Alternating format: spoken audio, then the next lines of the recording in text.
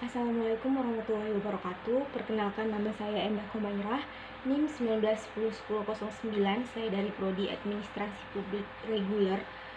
Baiklah, di sini saya akan menjelaskan tugas ujian tengah semester saya pada mata kuliah Ekonomi Politik Kebijakan, yaitu menjelaskan materi tentang ukuran pembangunan dari beberapa indikator.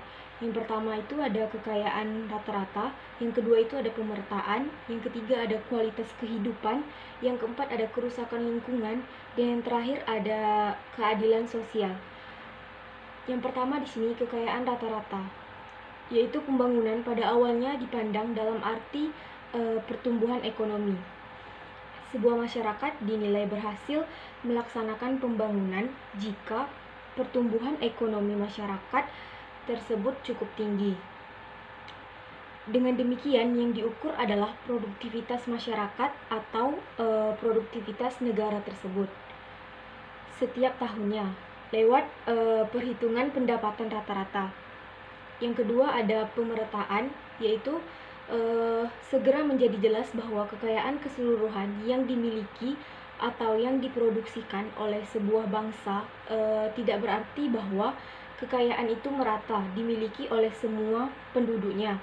Bisa terjadi sebagian kecil orang di dalam negara tersebut memiliki kekayaan yang berlimpah, sedangkan sebagian besar masyarakat hidup dalam kemiskinan. Hal ini bisa menimbulkan ironi. Orang-orang kaya ini ibarat sebuah pulau kecil yang dikelilingi oleh samudra dan orang-orang miskin yang sangat luas. Kemiskinan yang ada di masyarakat tertutup oleh adanya kekayaan yang luar biasa tersebut. Oleh karena itu, timbul keinginan untuk memasukkan aspek pemerataan dalam ukuran pembangunan. Bukan lagi hanya PNB kapita saja. Bila bangunan sebuah bangsa diukur dengan PNB atau kapita dan tingkat ketimpangan pembagian pendapatan, kita akan mendapatkan gambaran yang lebih majemuk. Kemudian tidak saja kekayaan atau produktivitas bangsa tersebut yang dilihat, tetapi juga pemerataan kekayaannya. Tidak semua negara yang berhasil meningkatkan PNB atau per kapita berhasil juga dalam memeratakan hasil pembangunannya. Demikian juga negara yang masih rendah PNB atau kapitanya menunjukkan ketimpangan yang tinggi dalam hal pemerataan. Dengan demikian dapat dikatakan bangsa atau negara yang berhasil melakukan pembangunan adalah mereka yang di samping tinggi produktivitasnya, kemudian penduduknya di sini juga makmur dan sejahtera secara relatif merata. Yang ketiga ada kualitas kehidupan.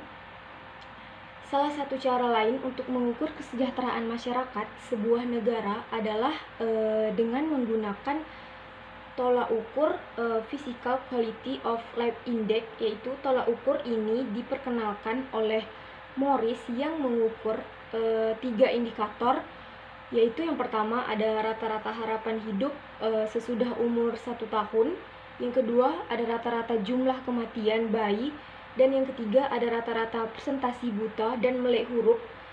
Di sini bagi yang pertama, angka 100 diberikan bila rata-rata harapan hidup mencapai 77 tahun. Sedangkan angka 1 diberikan bila rata-rata harapan hidup hanya mencapai 28 tahun. Yang kedua, angka 100 diberikan bila rata-rata angka kematian adalah 9 untuk setiap 1000 bayi. Kemudian angka 1 bila rata-rata angka kematian adalah 229. Untuk indikator yang ketiga, angka 100 diberikan bila rata-rata presentasi melek aksara mencapai 100%. Dan angka 0 diberikan bila tak ada yang melek aksara di negara tersebut.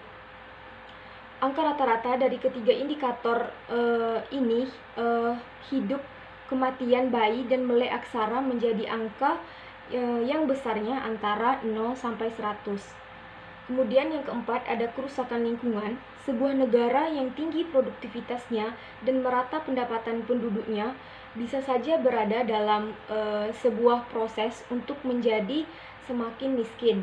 Hal ini misalnya karena pembangunan yang menghasilkan produktivitas yang tinggi itu tidak memperdulikan dampak terhadap lingkungannya. Lingkungannya semakin rusak, sumber-sumber alamnya semakin terkuras, sementara kecepatan bagi alam untuk melakukan rehabilitasi lebih lambat daripada kecepatan perusakan sumber alam tersebut. Mungkin juga pabrik-pabrik yang didirikan menghasilkan limbah kimia yang merusak alam di sekitarnya, sehingga mengganggu kesehatan penduduk maupun segala makhluk hidup di sekitarnya. Padahal sumber-sumber alam dan manusia itu adalah faktor utama yang menghasilkan pertumbuhan yang tinggi tersebut. Oleh karena itu, seringkali terjadi bahwa pembangunan yang dianggap berhasil ternyata tidak memiliki daya kelestarian yang memadai. Kemudian yang terakhir, yang kelima, ada keadilan sosial. Faktor keadilan sosial dan faktor lingkungan saling berkaitan erat. Yang pertama, keadilan sosial. Keadilan sosial ini bukanlah faktor yang dimasukkan atas dasar pertimbangan moral, yaitu demi keadilan saja, tetapi faktor ini berkaitan dengan kelestarian pembangunan juga. Bila terjadi kesenjangan yang terlalu mencolok antara orang-orang kaya dan orang-orang miskin, masyarakat yang bersangkutan menjadi rawan secara politis. Orang-orang miskin itu cenderung untuk menolak status yang ada. Mereka ingin memperbaiki diri dengan mengubah keadaan. Oleh karena itu, bila konfigurasi kekuatan sosial memungkinkan, misalnya terjadi pertentangan yang tajam antara orang-orang kaya dan orang-orang miskin, kemudian terjadi perpecahan di kalangan militer, dan sebagian dari mereka mendukung kelompok yang mau mengubah keadaan. Kelompok orang-orang miskin ini terorganisir secara relatif baik dan sebagainya. Pasti akan terjadi gejolak politik yang bisa menghancurkan hasil pembangunan yang sudah dicapai.